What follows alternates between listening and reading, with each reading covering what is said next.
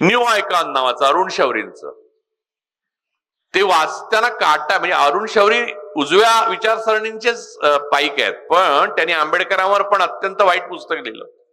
पण या पुस्तकात सुद्धा त्यांना सावरकरांना वाचवता आलेलं नाही. त्यांनी असं लिहिलंय की 2 संस्थानांमध्ये पूर्वीच्या, म्हणजे फार पूर्वी ऐतिहासिक काळामध्ये राजांबद्दल सावरकरांना आदर होता. याचं कारण असं की तिथली अपंग, डिसेबल्ड आणि चॅलेंजिंग मुलं होती, त्यांना मारून टाकण्यात येत असे, जसं हिटलरच्या नाझी जर्मनीत मारून टाकायचं.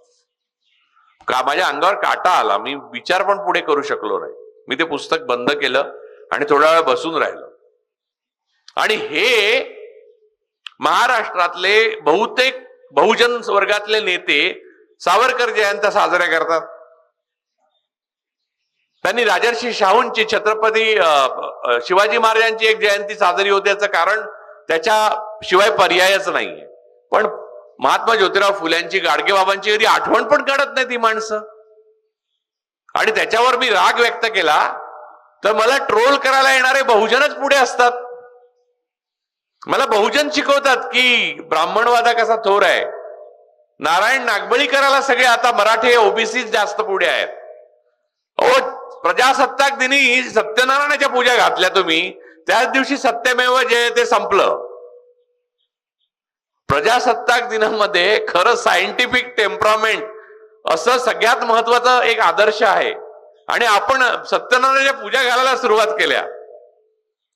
भिडे गुरुजींचा उदय काय काल झाला नाही किंवा 11 वर्ष मोदी आले म्हणून झालेला नाहीये. आबा पाटलांपासून जयंत पाटलांपर्यंत, विश्वजित कदमांपासून सगळेजण त्यांच्या पायावर पडत राहिलेले आहेत. नाना धर्माधिकारी काल आले नाहीत. महाराष्ट्र भूषण दोघांनाही मिळतो. महाविकास आघाडीची 2.5 वर्ष काहीतरी सत्ता होती. महाविकास आघाडी म्हणजे काय धुतल्या नांदाची नाही. महाविकास आघाडी सुद्धा ब्राह्मणवादाचंच अपत्य होतं. मी तुम्हाला त्याच्यावर फार बोलणार नाही. मला सत्ते संदर्भात आत्ता बोलायचं नाही, कारण विषय नाहीये. मी त्याच्यावर येणार आहे. परंतु मी त्या काळामध्ये तुम्हाला सांगतो, 3 जे प्रमुख नेते होते 3 पक्षांचे, त्यांना 10,000 वेळा सांगितलं असेल की डॉक्टर आह साळुंखे आहेत तात्या सातारचे, त्यांना महाराष्ट्र भूषण द्या. त्यांना दिलं नाही. सत्ता बदलली, ताबडतोब धर्माधिकारींना महाराष्ट्र भूषण मिळालं. अर्थात धर्माधिकाऱ्यांना मिळाल्यावर मला वाटलं बरंच झालं, साळुंखेंना नाही मिळालं ते. कारण रितांबराला साध्वी पद्मभूषण मिळाल्यावर मला वाटलं आतापर्यंत ज्यांना पद्मभूषण मिळालं ते वर गेले. ती माणसं मला लगेच आठवली. मला वाटलं त्याने ते कळवळले असतील. या देशामध्ये समता, स्वातंत्र्य, बंधुता आणि समानता या गोष्टी आणि सायंटिफिक टेम्परामेंट म्हणजे शास्त्रीय विचारसरणी, यासाठी आपण संविधानाचा स्वीकार केला आणि आपण एक मॉडर्न रिपब्लिक झालो. ते मॉडर्न रिपब्लिक वेगळ्या प्रकारे छत्रपती शिवाजी महाराजांनी स्वप्नात पाहिलं होतं. त्यांच्या काळात समकालीन त्यांना आधार नव्हता या प्रकारे करण्याचा, पण त्यांनी केलेलं अष्टप्रधान मंडळापासून सगळ्या गोष्टी बघा मॉडर्न रिपब्लिक कडे दृष्टिक्षेप टाकणाऱ्या आहेत. तो फार पुढचं पाहणारा राजा होता आपला. तर या मॉडर्न रिपब्लिकचा स्वीकार केल्यावर आपण सुरू काय केलं, बहुजनांनी आपली पहिली सगळी प्रतीकं गाळात घातली. माफ करा मला, मी तुमच्या समोरच हे बोलतोय. तुम्ही, मला आशा आहे रागवणार नाही, कारण मी बोलतोय ते एका तळमळीने बोलतो. किंबहुना हे न बोलता मी दुसरंच बोलीन तर मला जास्त फायदा होईल. फक्त एवढंच विचार करा की मी हे बोलतोय यामुळे बटाटे किंवा गहू माझ्या घरी येणार नाहीये. आली तर अंगावर अंडी येतील किंवा टोमॅटो. चपला येण्याची शक्यता जास्त, गोळी येऊ शकते. परंतु मुद्दा लक्षात घ्या, तुम्ही तुमची प्रतीक विसरला. आधुनिकता, शास्त्र, शास्त्रीय मॉडर्न मेडिसिन आलं तेव्हा माणसांचं आयुर्मान वाढलं, बहुजनांचं आयुर्मान वाढलं. शेवटच्या माणसापर्यंत ट्रीटमेंट मिळायला लागली, सरकारी इस्पितळांमध्ये मिळायला लागली. आपण सगळे बघा या वयोगटाचे, माझ्या वयोगटातले जे लोक असतील अगोदर नंतरचे, ते सरकारी शाळांमध्ये शिकलोय. आणि तरी सुद्धा आपलं इंग्रजी चांगलं होतं, गणित चांगलं होतं, सायन्स चांगलं होतं आणि इतिहासाचं आपल्याला जास्त ज्ञान आहे. अर्थात त्याचा उपयोग काही झाला नाही ती गोष्ट वेगळी. या सगळ्या गोष्टी तुम्ही नीट लक्षात घ्या. आता ह्या सगळ्या गोष्टी बंद होणं हे राज्याचं आणि देशाचं ब्राह्मणीकरण आहे. आणि त्याला बनिया बरोबर असतो. याचं कारण कुठच्याही ब्राह्मणवादाला पैशासाठी बनियावाद जवळ करावा लागतो. त्यामुळे नेहमीच बोलताना ब्राह्मण बनियावाद म्हणतात. काशीराम पण तेच म्हणत असत. पण तो मूळतः ब्राह्मणवादच म्हणायचा. तुम्ही लक्षात घ्या की मी मगाशी म्हणालो की हिंदू धर्म नाही आणि सनातन नावाचा पण धर्म नाही, याचं साधं कारण आहे आणि मी ते हजारो वेळा बोललेलो आहे. दुसऱ्या धर्मातला एखादा मनुष्य आपल्या धर्मात घ्यायचा झाला तर कोणत्या जातीत घेणार आहे मला सांगा. जर धर्म आहे तर धर्मात घ्या ना. मग धर्मात घेतल्यावर तुम्ही त्याला काय, त्याचा मॅट्रिमोनी, त्याचं लग्न व्हायचंय तर त्याच्या लग्नाच्या जाहिरातीत काय देणार? प्रखर हिंदुत्ववादी मुलगा. पुढे जात काय, पोटजात काय, म्हणजे जाती आहेत. धर्म एकच, ब्राह्मण धर्म. तो यजुर्वेदात लिहिलेला आहे. म्हणून वेदोक्त जे आहे, तुम्हाला मी अनेक गोष्टी सांगू. उदाहरणार्थ देवांचा उल्लेख वेदांमध्ये कुठे आहे? रामांचा उल्लेख वेदांमध्ये नाहीये. 10च्या 10 उपनिषदांमध्ये नाहीये. राम ही एक कथा आहे आणि ती कथा पुराणातली कथा आहे. त्यामुळे पुराणोक्त हे बहुजनांसाठी आहे. पुराणांच्या डोक्यामध्ये कथा घुसवून बहुजनांना शोषित बनवून ठेवण्याकरता शोषकांनी रचलेल्या कथा आहेत, ज्याच्यामध्ये एकलव्यही आहेत आणि शंभुकही आहे. आणि हे नाकारण्याचं सामर्थ्य बहुजनांमध्ये आल्यावर 70 वर्षात ते सामर्थ्य परत ब्राह्मणवादाकडे देऊन टेकण्याची हिंमत त्यांनी दाखवली. त्याबद्दल मी त्यांच्याबद्दल काय बोलू आता. म्हणजे त्याच्यासाठी मी इथे खास बोलायला आलोय. मला पाचारण करण्यात आलंय. हे जबाबदार आहेत त्याला. राम ही कथा असली तरी ती छान कथा आहे काही बाबतीत. राम हे आपल्या वडिलांचा पूर्ण पाठिंबा असताना, म्हणजे अगोदरचे जे सत्ताधीश होते त्यांचा पाठिंबा असताना, भरताचा पाठिंबा असताना, म्हणजे विरोधी पक्षाचा पाठिंबा असताना, बाहेर जनता रडत होती त्यांनी जाऊ नये वनवासाला म्हणून, म्हणजे जनतेचा संपूर्ण आधार असताना, म्हणजे लोक निवडणूक आयोग नाही, निवडणूक आयोगाशिवाय निवडणुका ते जिंकत होते राम. हे असं असताना केवळ वडिलांनी सावध राहिलेल्या दिलेल्या वचनासाठी राजत्याग करून निघून गेले. असं राज्य मला नको असं त्यांनी सांगितलं. आणि त्यांचा नावाचा खोटा वापर करून गेलेलं राज्य आपण परत आणलं इतर फोडून लोकांना. तर त्या रामांचं पण काय वाटत असेल रामांना पण. म्हणजे ज्या रामानी राजत्यागासाठी आपलं प्रसिद्ध कथा जी आहे ती कथा बहुजनांच्या मनावर बिंबली गेली का? तर फोडा, पक्ष फोडा, माणसं फोडा, बहुजनांना गुलाम करा आणि राज्य करा. काहीही करून राज्य टिकवा. मग इलेक्शन कमिशनला मॅनिप्युलेट करा, मतं वाढवा 76 लाख, पण राज्य करा. हे रामांच्या नेमकं विरुद्ध नाहीये का? ते राजत्यागासाठी प्रसिद्ध आहे. बरं, शिवाजी महाराजांच्या कथांबद्दल आक्षेप घेताना एक लक्षात घेतलं पाहिजे की रामांच्याही कथा आहेत, कृष्णांच्याही कथा आहेत, इलियड आणि ओडेसी याही कथा आहेत ग्रीक पुराणांमधल्या. आणि त्या कथा वाचत आणि ऐकतच आपण मोठे होत आलो. त्या कथाची मॉरल ऑफ द स्टोरी आपण शिकायची असते. त्या कथेतला म्हणजे मी तुम्हाला चंद्राकडे बोट दाखवलं तर हे बोट म्हणजे चंद्र नव्हे, चंद्र तिकडे आहे, माझ्या बोटात काय नाहीये, मी फक्त दिशा दाखवतोय तुम्हाला. पुराणातल्या कथा या तुम्हाला मॉरल ऑफ द स्टोरी समजण्याकरता आहे. तर रामाची कथा ही राजत्यागाची कथा आहे, राजभोगाची नाही. 11 वर्ष आपण राजभोगाची त्या कथा बघतोय रामाच्या नावावर. म्हणजे रामाला एवढी शिक्षा तर भरताने पण दिली नसेल किंवा कैकेयीने पण. आणि या राम मंदिराच्या विटा घेऊन बहुजन फिरत होते, अक्षता घेऊन बहुजन फिरत होते. माझ्या घरी आले तेव्हा मी हाकलून दिलं त्यांना. कसले अक्षता म्हटलं हा फॅसिझम आहे, मी काय घेणार नाही. त्यांना राग आला. त्यांना वाटलं मी देवाचा अपमान करतोय म्हणून, किंवा माझी देवावर श्रद्धा नाही. माझी देवावर श्रद्धा आहे किंवा नाही आहे सोडून देऊ आपण, पण देव असेल तर तो एकच असणार, आणि एकच असेल तर तो आपल्या सर्वांना सारखा आहे. मग आपल्यामध्ये देवामुळे भेद होण्याची गरज नाही. बाकी काही संपत्तीवर न होऊ शकतो, भावाभावामध्ये. बहुतेक वाद जे आहेत ते सिव्हिल कोर्टातच होतात, कारण भावाभावांमध्येच असतात. ते संपत्तीवर न होतात, देवावर नाही झालेले वाद पाहिजे. कारण देव असेल तर तो एकच आहे.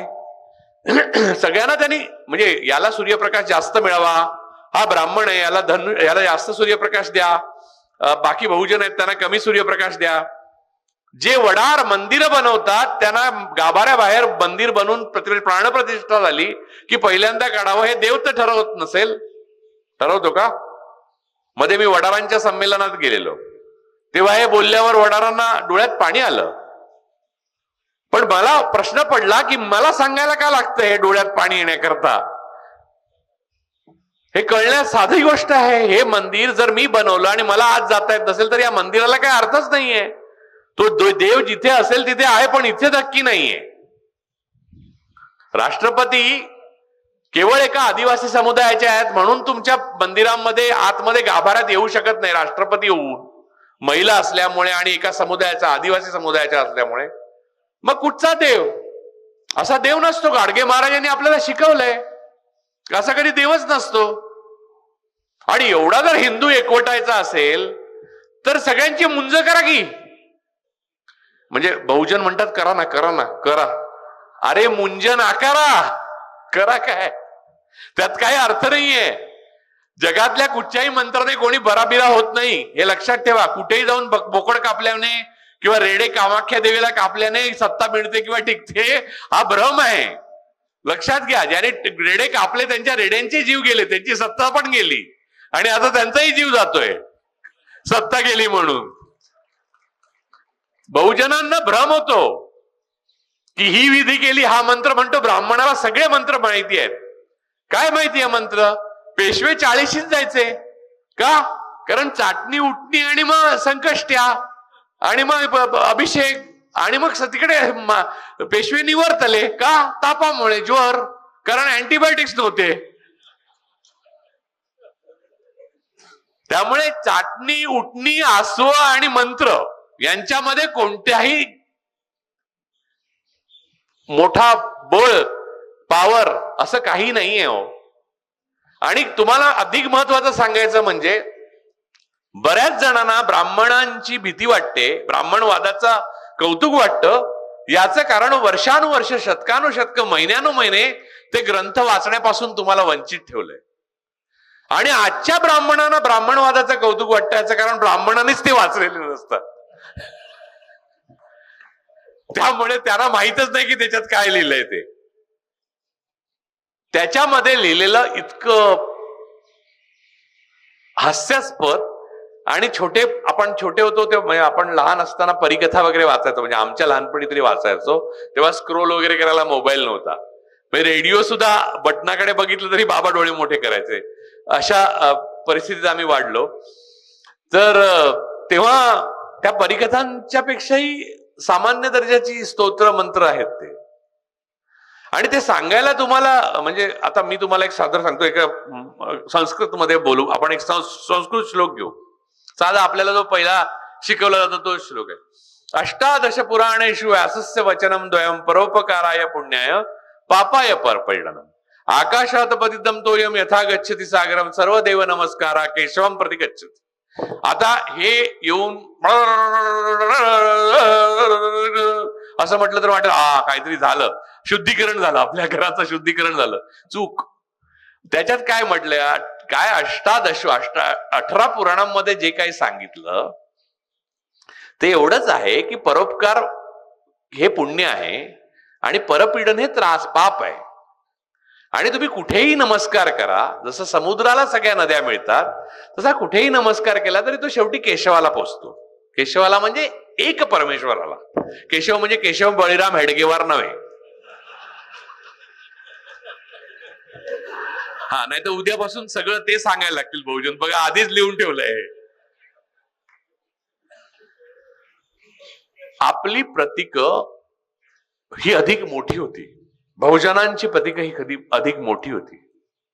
छत्रपती शिवाजी महाराजांसमोर ब्राह्मण नमते झाले याचं कारण त्यांच्याकडे ताकद होती. डॉक्टर बाबासाहेब आंबेडकरांकडे विद्येची ताकद होती. महात्मा ज्योतिराव फुल्यांकडे तर्काची ताकद होती. विद्येची तर होतीच आणि धनाची पण होती. आणि राजर्षी शाहू महाराज स्वतः राजे होते. म्हणून त्यांच्या समोर शोषक तुमचे काही काळ असे राहिले की मला अनेक लोक सांगतात की अरे असं नाही, डॉक्टर बाबासाहेबांबरोबर पण आपल्या बरोबरचे आपल्यातले लोक होते, मग फुल्यांबरोबर पण होते आणि महाराजांबरोबर पण होते. कारण बलवान जो आहे त्याच्याबरोबर हे नेहमीच असतात. त्यात नवीन काय? ते बलवान नसताना तुमच्या बरोबर आहेत का? तर नाही. आता ते तुमच्या महापुरुषांचा अपमान करायला धजवायला लागले, आता तुमच्या प्रतीकांचा अपमान करू लागले. आणि आपल्या स्त्रिया, बहुजनांच्या स्त्रिया या सावित्रीबाईंच्या शाळेकडे पाठ फिरवून अथर्व शीर्ष म्हणायला देवळासमोर बसायला लागल्या, तेव्हा बहुजनवाद बुडला. सावित्रीबाई फुले याच सरस्वती आहेत, त्यांचंच वंदन केलं पाहिजे आपण. हे जे आत्ता स्तोत्र मगाशी लागलेलं, या कुंदेन तुषारहार धवला या शुभ्र वस्त्रा, हे आम्ही लहानपणी कायम म्हटलंय हो. मला पहिले कळायचंच नाहीये. त्याच्यात निशेष जाड्या पहा असं एक मय आहे. त्यामुळे आमच्या वर्गात शिरट्टी नावाचा एक जाड्या मुलगा होता, त्याच्याकडे सगळे बघायचे. इतकीच समज होती आम्हाला, आणि आजही तेवढीच समज आहे लोकांना. खरं विद्येचा स्रोत बहुजनांसाठी खुला केला तो ज्योतिराव फुले आणि सावित्रीबाई फुले, फातिमा शेखांनी. हजारो वर्षांनी सरस्वतींनी कधी तो खुला केलेला नाही. बरं, पुराणा आता काही लोक निषेध म्हणून उठून जातात वाटतं. असो, तर कोणाला राग आला तर हात वर करा, मग मी बसतो. कारण एका माणसाला जरी राग आला तरी मला असं वाटेल की मी तर्कामध्ये किंवा अभ्यासामध्ये कमी पडलो. मला राग यायला हरकत नाहीये, मला तुम्ही तर्क द्या त्याचा. मला सांगा की हे तुम्ही सगळं बोलताय ते अत्यंत खोटं आहे आणि ह्याच्याला कोणताही पुरावा तुमच्याकडे नाहीये आणि ते असत्यावर आधारलेलं आहे आणि याचा पायाच खोटा आहे, कच्चा आहे. नाही, या उलट मी ब्राह्मणवादाला आव्हान देतो, पाया खोटा आहे. त्यांना तुमच्यामध्ये द्वेष आणि परधर्माबद्दल नफरत पसरवल्याशिवाय तुमच्यावर राज्यच करता येत नाही. सृजनाची महतीच नाही. जावेद अख्तर फार सुंदर बोलले, या लोकांमध्ये, उजव्या लोकांमध्ये कवीच निर्माण होऊ शकत नाही, कारण सृजनच नाही. तुकाराम होईल का हो यांच्यामध्ये? नाही होणार तुकाराम महाराज. आणि तुकारामांना पुष्पक विमान येतं, बाजीरावांना नाही येत. याची काय गंमत आहे ती? बहुजनांना असं चढवून चढवून मारलंय ना, तरी सुद्धा त्यांना शिक्षण एवढं लोकांनी, म्हणजे हे एवढी मोठी संस्था उभी राहिली ती यासाठी की स्त्री पुरुष समानता, मूल्यव्यवस्था, सायंटिफिक टेम्परामेंट, आधुनिकता, या सगळ्या गोष्टी शिकाव्या. आणि ईश्वर आहे की नाही हा आपला प्रश्न नाही बाबा. असेल तर तो असेल, मग आपण आपलं सगळं हे ईश्वरामुळे चाललंय, ठीक आहे ना. मग तो सर्वत्र असेल, आणि नसेल तर तो कुठेच नसेल. हेच तर बुद्ध म्हणाले. बुद्ध म्हणाले अस्तित्वगत प्रश्नच नाही ईश्वर आहे की नाही. अस्तित्वगत प्रश्न म्हणजे काय? तुमच्या जन्माबरोबर येतो. तुम्हाला एखाद्या रूम मध्ये बंदिस्त करून ठेवलं तर तुम्हाला कळेल का की गुरुवारी लक्ष्मी व्रत करतात, वाचतात म्हणून? नाही कळणार ना. एवढंच कशाला, तिकडे सौदी अरेबियात ठेवलं तरी कळणार नाही की गुरुवारी लक्ष्मी त्यांच्याकडे येते जे लक्ष्मीचं व्रत करतात त्या बायका.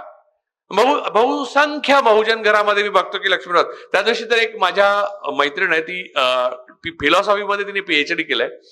शुक्रवारी आली आणि म्हणली मी आज नॉनव्हेज खात नाही. मी म्हटलं का बरं? तर माझ्या मुलीला मी म्हटलं, माझ्या बायकोला म्हटलं की अरे नॉनव्हेज का खात नाही? तर माझी मुलगी मला येऊन सांगते, ती म्हणते संतोषी मातेचं व्रत आहे तिचं म्हणून. अरे मी म्हटलं संतोषी माता ही खूप लेटेस्ट आहे म्हटलं, 1975 बर्थ. कारण संतोषी माता नावाचं कोणती देवीच नाहीये अख्ख्या पुराणांमध्ये सुद्धा. अर्थात प्रत्येक देवतांच्या जन्माचा एक काळ आहे आणि तो मी सांगू शकतो. म्हणजे तो बायोलॉजिकल नाहीये देव. देव हे नॉन बायोलॉजिकल आहे. आपल्याकडे सगळे ज्याला नमो नमो करतो ते सगळे नॉन बायोलॉजिकल आहेत, लक्षात ठेवा.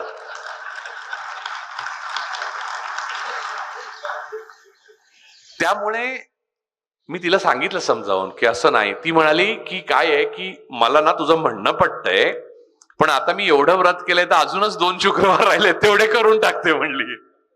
त्याचं काय फळ मिळायचं ते मिळेल. म्हणजे अजून 2 पावलं पुढे गेलात का तुम्ही दरीत पडणार आहात. तर चालणार आहात का पुढे अजून 2 पावलं? आता तुम्ही दरीच्या 2 पावलं फक्त अलीकडे उभे आहात.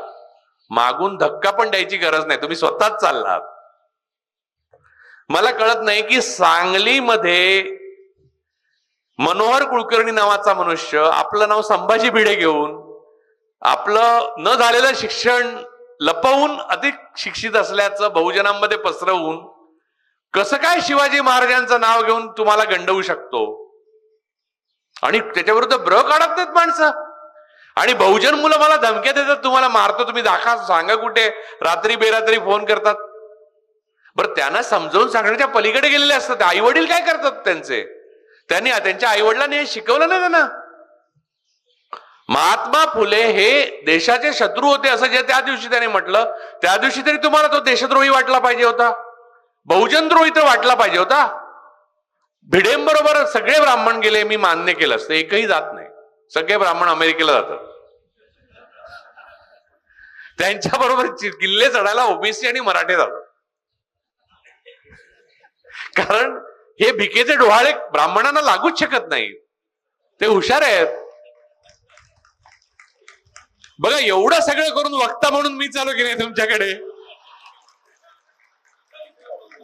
आणि म्हणजे जे तुमचंच ज्ञान आहे मी तुम्हालाच सांगतोय, विकतोय परत. याहून भारी काय असू शकतं? हे म्हणजे गाईलाच तिचं दूध विकण्यासारखं आहे. आज ते करायला मी आलोय खास देवगी औरंगाबाद पर्यंत. म्हणजे यातूनच ते निर्माण झालंय. ब्राह्मणाने मंत्र म्हटले म्हणजे खरे. माझे वडील आता 12 सप्टेंबरला गेले. खूप त्याने म्हणजे मी खूप वाईट परिस्थिती काढली. 4 वर्ष त्यांना कॅन्सर बरोबर झुंजताना मी पाहिलं. आणि तेव्हा मला रोज वाटायचं की दुसऱ्या दिवशी सकाळी की त्यांचं आदल्या दिवशी जो खर्च झाला तो आता उद्या मी करू शकेन का? झोप यायची नाही मला मुळात निद्रानाश आणि ठेवा. पण ते गेल्यावर त्यांनी लिहून ठेवलं होतं की माझा सर्व विधी व्यवस्थित, कारण माहिती होतं की माझ्याकडनं काही कमी जास्त होण्याची शक्यता आहे. त्यांनी नीट लिहून ठेवलेलं. त्यांची एवढीच इच्छा होती की त्यांचे विधी व्यवस्थित व्हावे आणि काय ते सगळं काही धर्माप्रमाणे व्हावं, ब्राह्मण धर्माप्रमाणे. तर मी त्यांची इच्छा होती, तर मला बोलायला काही आधार नव्हता. माझ्या बायकोने पण सांगितलं, माझ्या मुलीने पण सांगितलं, सगळेच जण आले आणि त्यांनी केलं आणि ते चालू होतं. मला सगळंच पाठ आहे, माहिती आहे आणि त्याच्यात काही अर्थच नाहीये हेही मला माहिती आहे.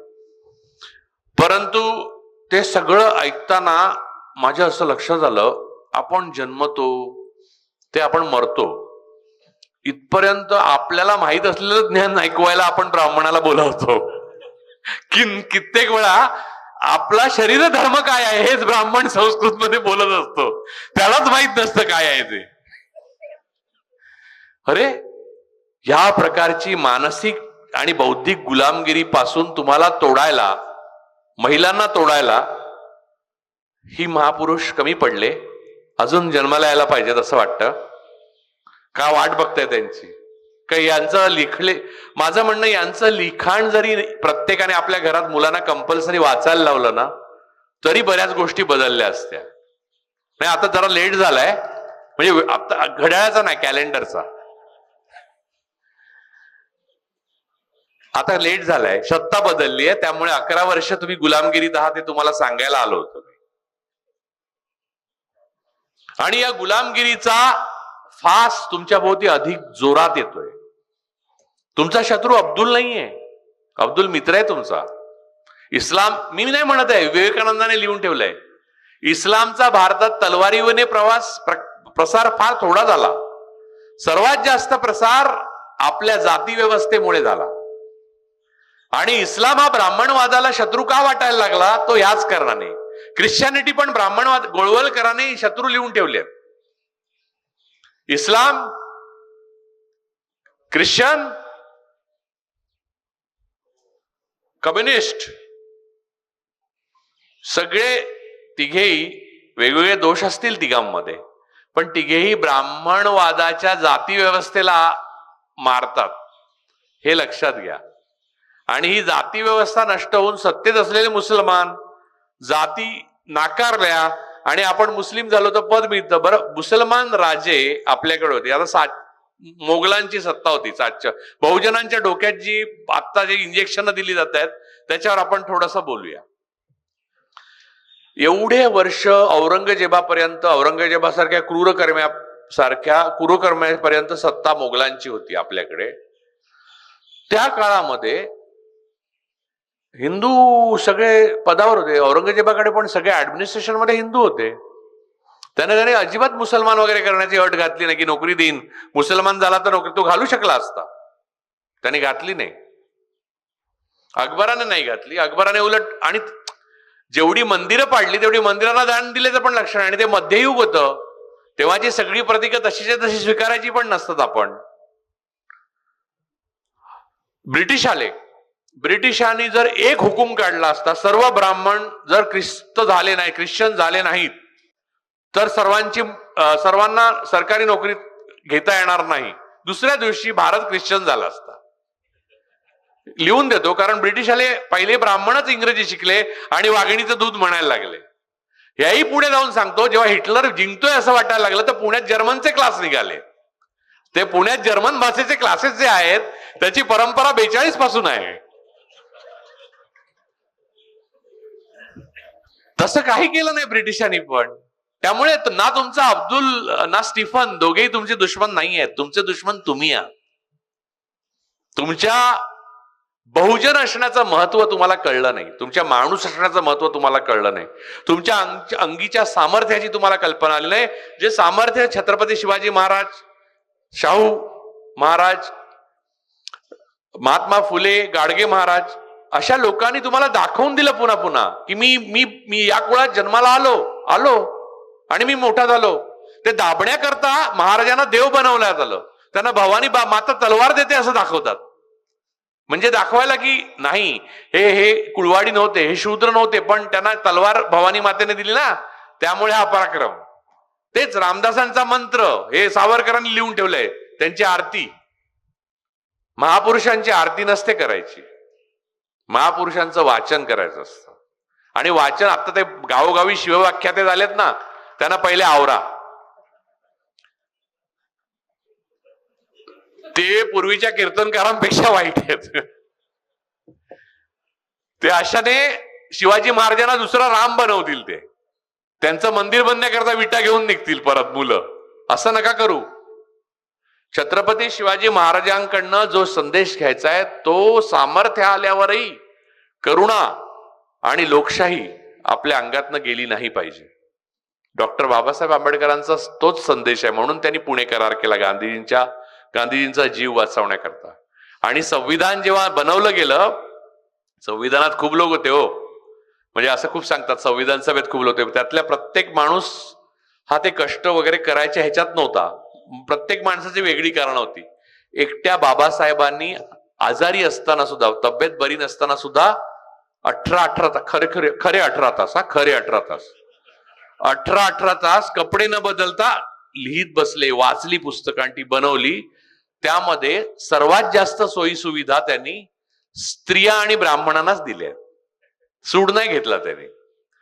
मला त्यांच्यासारखा माणूस, महापुरुष इतिहासात दुसरा फक्त नेल्सन मंडेला आढळला, ज्याने गोऱ्यावर सूड नाही घेतला. म्हणजे बाबासाहेब असं करू शकले असते. यानंतर ज्या पद्धतीने पेशवाईमध्ये दलितांना, महारांना वागवण्यात येत असे किंवा अतिशूद्रांना वागवण्यात येत असे, त्याप्रमाणे आता मॉडर्न रिपब्लिक मध्ये सर्व ब्राह्मणांना वागवण्यात येईल असं लिहिलं असतं, काय झालं असतं भारताचा इतिहास.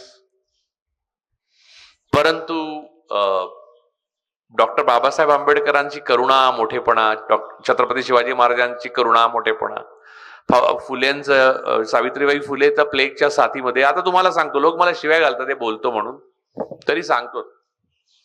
सावित्रीबाई फुले प्लेगच्या साथीमध्ये पुण्यातल्या लोकांची सेवा करताना स्वतः प्लेग होऊन मृत्यू पावले. चापेकरांनी काय केलं? चापेकरांनी आता जो कोविड आला होता तेव्हा क्वारंटाईनच्या संदर्भातले जे लॉ जाहीर झाला, तो लॉ आणला, तो कायदा रँडने आणला. तो रँड हा अतिशय चांगला माणूस असा चापेकरांनीच लिहून ठेवलंय, तुम्ही गुगल करा. तो अतिशय चांगला मनुष्य आहे. परंतु काय करतो सांगतो, तो पुण्यामध्ये रँडने अशी मोहीम काढली क्वारंटाईन करण्याकडे. उंदरामुळे प्लेग पसरायचा आणि त्यामुळे मृत्युमुखी पडायचे. तरुण विधवा झालेल्या आलवणात बसायच्या बायका. त्यांनी तरी रँडचं ऋण मानलं पाहिजे. तर तेव्हा दगडूशेठ गणपती नव्हते, अथर्वशीर्ष वगैरे काय व्हायचं नाही, घराघरात गणपती होते. आणि त्या गणपतीकडे गुळ खोबरं ठेवलं जायचं ब्राह्मणांच्या घरात. गणपती होते, कृष्ण होते, कोण होते, जे जे काय देव मानाल किंवा तुमचा कुलदैवत असेल त्याच्याकडे गुळ खोबरं ठेवलं जायला. आणि ते गुळ खोबरं खायला तेव्हा त्या काळची घडं वाडे तुम्ही लक्षात घ्या, त्या बिळ करून उंदीर यायचे. त्यामुळे रँडने कठोरपणे कायदा अंमलात आणला आणि देवघरात पहिले बघायला सुरुवात केली त्याच्या शोजीरांनी की तिथे गुळ खोबऱ्याचे ते उंदीर आहेत का, आणि तिथे क्वारंटाईन करायला सुरुवात केली जेणेकरून प्लेग पासून बचाव व्हावा. तर चापेकरांनी लिहून ठेवलंय की रँड भला माणूस होता, परंतु धर्मामध्ये व्यत्यय आणल्यामुळे त्याला मारण्याखेरीज आम्हाला पर्याय उरला नाही. हे कोणतं क्रांतिकारत्व? म्हणजे प्लेगने माणसं मेली तरी चालेल, धर्माने मेली, प्लेगने माणसं मेली चालेल, धर्म वाचला पाहिजे. धर्म कुठचा? ब्राह्मण धर्म. परत त्यांनी त्याच आत्मचरित्रामध्ये चाफेकरांनी, थोरल्या चाफेकरांनी लिहून ठेवलं, आणि तुम्ही गुगल करा चाफेकर, येणार लगेच, ते आहे गुगलवर. त्यांनी लिहून ठेवलंय की एक त्यांच्या नात्यातला मनुष्य ब्राह्मणच होता, त्याने जरा उशिरा लग्न केलं. धर्म मोडतो म्हणजे काय? आम्ही ठरवलं की त्याच्या लग्नाच्या मंडपावर आग टाकायची. एवढंच काय, तर लोकमान्य टिळक सुद्धा धर्माच्या बाहेर काम करतात म्हणून त्यांना मारायचं ठरवलं होतं चापेकरांनी. हे लिहून ठेवलंय त्यांनीच. आम्ही संधीची वाट बघत होतो. आणि असे अनेक सुधारक म्हणजे आगरकरांबाबत पण त्यांनी म्हणजे लिहिलंय. तर आता मुद्दा हा आहे की आता सावित्रीबाई फुले यांनी यातलं काही केलं नाही. त्यांनी फक्त सेवा केली प्लेगच्या आजारांची, आणि त्या सेवेमध्ये त्यांनी आपलं बलिदान दिलं. त्या अगोदरच्या आयुष्यात त्यांनी तिथल्या स्त्रियांना पुण्यामधल्या शिकवण्याकरता शेणाचे गोळे खाल्ले ब्राह्मणांचे, सनातन्यांचे. हेच सनातन धर्म सांगतात ना, त्या सनातन्यांचे शेणाचे गोळे खाल्ले. आणि त्या काळात ब्राह्मण स्त्रियांची स्थिती फार अवनत होती. त्यांना तारुण्यात वैधव्य यायचं, कारण मंत्रोपचार आणि आसव चाटणाने काय बरा व्हायचे नाहीत पुरुष. तेव्हा इंजेक्शन वगैरे काय आली नव्हती, मॉडर्न मेडिसिन नाही, त्यामुळे ते लवकर जायचे. आणि मग आयुष्यभर तिला एखाद्या म्हणजे डोक्यावरचे केस काढून लाल, त्या काही सिरियल मध्ये वगैरे तुम्ही बघत असाल त्याचं ग्लोरिफाईड व्हर्जन, आलवण म्हणजे ते लाल लुगडं नेसून त्यांना आयुष्य काढायला लागायचं. तर त्यांचा संपर्कात येणारा एकच पुरुष म्हणजे न्हावी, जो केस त्यांचे काढायला यायचा. कधी कधी शरीर धर्माच्या स्वाभाविकतेला बळी पडून त्या स्त्रिया गरोदर व्हायच्या. मग त्यांचा गर्भपात करण्याकरता अत्यंत भयंकर मार्ग अवलंबले जायचे. त्याच्यात कित्येक स्त्रिया मृत्युमुखी पडायच्या. अत्यंत वेदनादायक आणि हृदयद्रावक असे मृत्यू व्हायचे. तर त्यांना ते बाळ जन्माला आल्यावर कुठे ठेवायची हा प्रश्न पडू नये म्हणून फुल्यांनी पाळणा ठेवला आपल्या घराच्या बाहेर, आणि तिथे त्या पाळणा ठेवायची सोय केली. डॉक्टर बाबासाहेब आंबेडकरांनी 8 तासाची ड्युटी, जी आता नारायण मूर्ती वगैरे काढू इच्छितात ना तुमच्या हातातनं, ती 8 तासाची ड्युटी, लीव, नंतर बाळणपणाची रजा, त्यांनी असं बघितलं नाही ही ब्राह्मण आहे, हा बनिया आहे, हा रजपूत आहे, हा क्षत्रिय आहे. पण ह्या सगळ्याचा बहुजनांना विसर पडला. मी ब्राह्मणवादालाच दोष देत नाही आणि ब्राह्मणांनाही दोष देत नाही. सगळे ब्राह्मण वाईट नाहीत आणि सगळे बहुजनही वाईट नाहीत. सगळे ब्राह्मण चांगले नाहीत आणि सगळे बहुजन चांगले नाहीत. मुद्दा हा आहे की दोष द्यायचा झाला तर मी बहुजनांना देतो. कारण बहुसंख्य बहुजनांनी, ओबीसींनी आणि शूद्र अतिशूद्रांनी या बहुजनवादी महापुरुषांशी गद्दारी केलेली आहे आजच्या दिवशी. आणि त्या गद्दारीची फलश्रुती म्हणून या 11 वर्षांची गुलामीत आपण खितपत पडलेलो आहोत. मला गुजराती मित्र म्हणतात आम्ही 23 वर्ष दुरुस्ती करत जा. मी म्हटलं ठीक आहे, मी आज तुमच्याकडे दुरुस्ती केली, यानंतर गुजरात 23 वर्ष आणि भारत 11 वर्ष असं म्हणेन. हे दूर करणं, हा अंधकार दूर करणं तुमच्या हातात आहे. तुमची ही प्रतीक आहे. तिथे तुमच्यात हिंमत पाहिजे. जर महात्मा फुलेंचं मोठेपण आणि सावित्रीबाई फुलेंचं मोठेपण आज सांगणार असू आपण, तर तुम्ही काय करताय? अथर्व शीर्ष म्हणणाऱ्या महिलांपुढे उभं राहून तुम्हाला सांगण्याची ताकद पाहिजे की बाई ग, सरस्वती आली नव्हती तुला शिकवायला, तुला सावित्री आली होती. मग ती ब्राह्मण असो, क्षत्रिय असो, मराठा असो, कुणबीण असो, ओबीसी असो, लोहार असो, सुतार असो, कोणी असो, महिला असेल तर तिला शिकवायला कोण आलं होतं? हे एकच नाही, अशा 50 गोष्टी आहेत तुमच्याकडे प्रतीकांच्या. आज ब्राह्मणवादाचा इतका सर्वदूर प्रभाव माजलाय ते सोवळं होतं ना, तसं आता मुलांना अंडीच बंद केली जेवणातली दुपारची. अरे बाबा, अंड्याचा काय दोष? अंड्याचा हा दोष की ते नॉनव्हेज आहे असं ब्राह्मण म्हणतात. म्हणजे दुसरे बाजीराव ज्यांनी पेशवाई बुडवली, म्हणजे एका अर्थाने बरेच होते ते, पण त्यांच्यावर गोडसे नावाच्या एका महान नेपथ्यकार होते, महाराष्ट्रात होऊन गेले. त्यांनी नांगी असलेले फुलपाखरू नावाचं त्यांचं पुस्तक आहे, ते आता बाजारात नाहीये, माझ्याकडे आहे, पण मी त्यांची झेरॉक्स मारून ठेवली आहे. त्याच्यामध्ये दुसऱ्या बाजीरावावर एक सुंदर लेख आहे. म्हणजे तुम्हाला ब्राह्मणवादाचा हे मिळेल, काय म्हणतो, सहत असा एक हे मिळेल, डोस मिळेल त्याच्यातनं. त्याचं नाव आहे, त्या लेखाचं नाव आहे ब्रह्मावर्ताचा पेन्शनर. तर असो, तर ते सोवळं अंगाला स्पर्श नाही करायचं, त्याची सुरुवात ही अंड्यापासून झाली. आणि अंडी नसण्यामुळे मुलांचं काय होणार सांगतो. हे जे धनिक आहेत, मुकेश अंबानी प्रोटीन म्हणून काल्पनिक काय म्हणतात सिंथेटिक प्रोटीन खाऊ शकतो इटलीहून मागवून. ह्या सत्तेतले सगळे लोक आहेत, त्यांची मुलं परदेशात आहेत, ते मागवून खाऊ शकतात. गरिबांच्या मुलांना प्रोटीन आपल्याकडे मिळायचे दुसरं साधन काय आहे? काय मुगाच्या डाळीचं एवढं बरं वरण प्यायला देणार आहे घरी गेल्यावर आई? त्याला 2 अंडी भरपूर प्रथिनं देतात आणि कर्बोदकामुळे वजन वाढतं, पण बळ येत नाही. बहुजनांच्या मुलांना बळ येऊ नये ही ब्राह्मणवादाच्या मूळ अनुस्यूत संकल्पना जी आहे, किंवा श्रीमंतांच्याकडे संपत्ती आणि साधन संपत्ती जी एकत्र केलेली आहे, त्यांच्याकडे प्रोटीन म्हणजे प्रथिनं मिळवण्याची अनेक साधनं आहेत. सामान्य दर्जाच्या बहुजन कुटुंबातनं आलेल्या मुलांना प्रोटीन फक्त अंड्यातनं मिळू शकतं किंवा नॉन व्हेजिटेरियन मधनं मिळू शकतं. ते मिळवण्याचा त्यांचा हक्क राज्यघटनेने त्याला दिलेला आहे, तो सरकार काढून घेतोय. हा ब्राह्मणवाद नाही तर काय आहे? आणि याच्या विरुद्ध उठाव होत नाही. लाज वाटली पाहिजे तुम्हाला, मलाही वाटते, तेच सांगायला आलोय. पण लाज वाटून आपण काय करतो हा खरा मुद्दा आहे. लाज वाटल्यामुळे मी बोलतो, मी लिहितो. मला भीती वाटत नाही असं तुम्हाला वाटत असेल तर अगदी चूक आहे. मला भयंकर प्रचंड भीती वाटते. मला अशी भीती वाटते की जे मी वाचलेलं आहे ते ग्रंथ डोक्याला लावून बहुजन फिरतात, तेव्हा यांच्या डोक्यात काय शिरतंय असं मला भीती वाटते. कारण त्या ग्रंथामध्ये काही नाहीये. ज्या ग्रंथ तुम्ही वाचायला पाहिजे, म्हणजे बाबासाहेब आंबेडकरांचं समग्र साहित्य वाचलेले फार थोडे बहुजन आता भेटतील. त्यांनी प्रॉब्लेम ऑफ रुपी तेव्हा लिहिला होता. रिझर्व्ह बँक ऑफ इंडिया, ज्याची नंतर नोटबंदीमध्ये पैसे बदलले या सरकारने 2016 साली, ती reserve bank of India Babasaheb आंबेडकरांची देण आहे.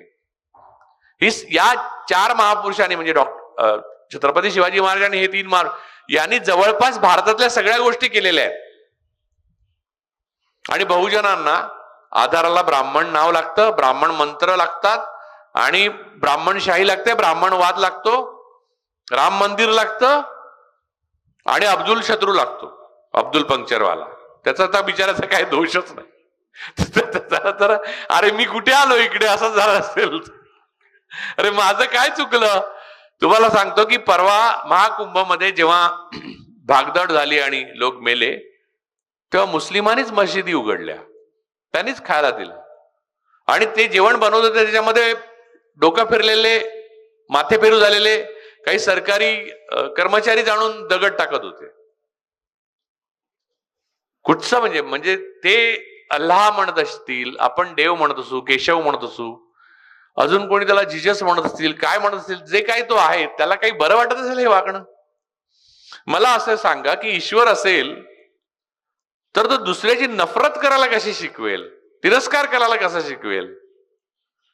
आणि अब्दुलने अजून काहीच केलेलं नाहीये तरी तो माझा शत्रूच आहे. परवा खारघरला काहीतरी समारंभ होता मुस्लिम बांधवांचा, तर त्याच्यासाठी सगळे मुस्लिम एकत्र जमले होते. त्यांचा वर्णाचा एक फोटो घेतला, कॅप घातलेला फोटो. पाहिलं हा धोका असं सगळीकडे पसरलेलं, फेसबुकवर, ट्विटरवर आणि सगळ्या सोशल मीडिया. म्हणजे काय धोका होता त्याच्यामध्ये? काय त्याच्यात टोपी बंद बॉम्ब निघणार आहेत का काय? रितंबराला जो पद्मभूषण दिला तो खरा धोका आहे. त्या रामभद्राचार्याला तो ज्ञानपीठ दिलं तो खरा धोका आहे. त्यांना दिसत नाहीत, ते जन्मांध आहेत, त्याच्याबद्दल काही प्रॉब्लेम नाहीये मला. परंतु ते साक्ष द्यायला गेलेले की राम मंदिर पूर्वी होतं म्हणून. साक्ष दिले तर त्यांना विचारलं तुळशी रामायणात राम मंदिर होतं तर उल्लेख कसा नाही, तर ते म्हणले माहित नाही, मला दिसत नाही.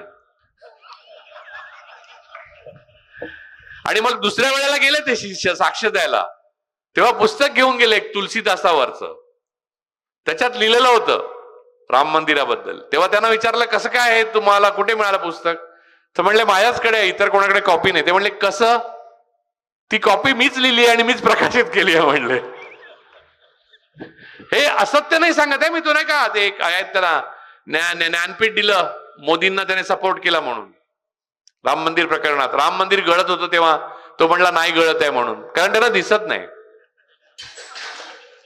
हळूहळू हळू लागलं नाही ना.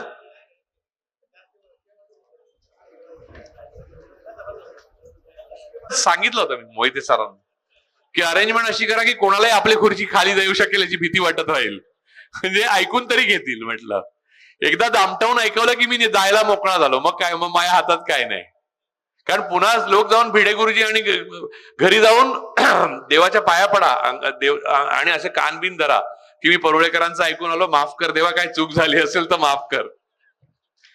आणि अगदीच जमत नसेल तर जा आला आपल्या नाशिकला त्र्यंबकेश्वरला नारायण नागबळी करा, लगेच व्यवस्थित होईल सगळं. काही नाही तर सत्यनारायणाची पूजाच तर घाला, त्यातला शिरा मला आवडतो. बहुजनांना हे सगळं करायला कोण भाग पाडत आहे का ते स्वतःच करतायत. बहुजनांमधले जे सरंजामदार आहेत ते त्यांची संपत्ती आणि अय्याशी आणि कायद्यामध्ये नोंद नसलेली लग्न वाचवण्याकरता हे सगळं करतायत. पण गरीब बहुजन कशासाठी करतोय, त्याला गमावण्यासारखं काय आहे त्याच्याकडे, ह्याचं मला अजूनही उत्तर मिळालेलं नाहीये. मी देवगिरी कॉलेजला इथे आलो, बराच वेळ बोललो मला वाटतं मी. आता कॅलेंडर हळूहळू काढतायत वाटतं महाजन सर बाहेर खिशातनं, ते बघ दाखवतायत ते सरांना कॅलेंडर.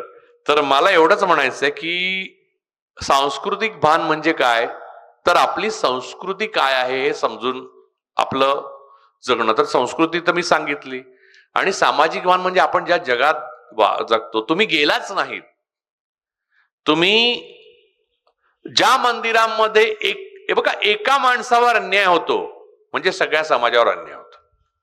जर एका माणसाला मंदिरामध्ये नाही घेतलं तर मी जाणार नाही, हा स्टँड पाहिजे की नको.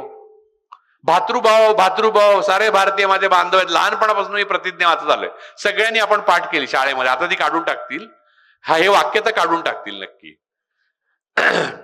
तर त्याच्या आत वाचून घ्या घरी जाऊन. तर हे जे वाचलं त्याचा अर्थ काय आहे कळलाच नाही का आपल्याला कधी. सारे भारतीय सारा विनोबा भावे तर जय जगत म्हणत असत. आणि विनोबा भावेंची कथा सांगतो, मला वाटतं संपवण्या अगोदर ती कथा सांगतो, आणि मी आवर्त घेतो, असं घड्याळाकडे बघतो. सर आवर्त घेऊ? नाही नाही, एक शेवटची कथा सांगतो विनोबांची. आपण मिळून हे सगळं करायला पाहिजे, म्हणजे माझं बोलणं आणि तुमचे प्रयत्न, माझे प्रयत्न तुमचं बोलणं, हे दोन्ही व्हायला पाहिजे. एवढंच माझं म्हणणं आहे. एकदा जयप्रकाश नारायण विनोबा भावेंकडे गेले तर विनोबा भावे तेलाचा घाणा ओढत होते. आता तेलाचा घाणा हा काय विनोबानी ओढा, एक तर विनोबांची अंगकाठी अशी होती आणि ते ओढत हळूहळू ओढत होते. जयप्रकाश अमेरिकेत शिकून आलेले ना, ते म्हणाले की काय करताय तुम्ही विनोबा, तेलाचा घाणा ओढता, अशाने 100 वर्ष लागतील. इंडस्ट्रियलायझेशन आणि कुठच्या कुठे गेलंय, हे 10 मिनिटात काम मशीनने होतं, ते तुम्ही असा ओढत बसलात तर 100 वर्ष लागतील. विनोबा म्हणले काही हरकत नाही म्हणले, तू मला हात लाव, मग 50 वर्षात करू आपण. मोठा विचार आहे. तर मुद्दा हा आहे की माझं तुमचं एक नातं आहे आणि ते माणूस म्हणून आहे आणि ते माणूस म्हणूनच राहू दे.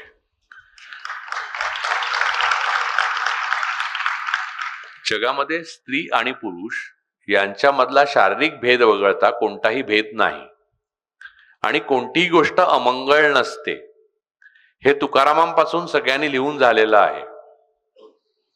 कुठच्याही ठिकाणी जाऊन रेडे कापल्याने सत्ता मिळत नाही का टिकत नाही. काही गोष्टी लक्षात घ्या. कुठचीही पूजा घालून देव खुश होत नाही आणि कुठच्याही प्रकारे मंत्र म्हणून कोणाला मारता किंवा वाचवता येत नाही. यावर विश्वास ठेवा.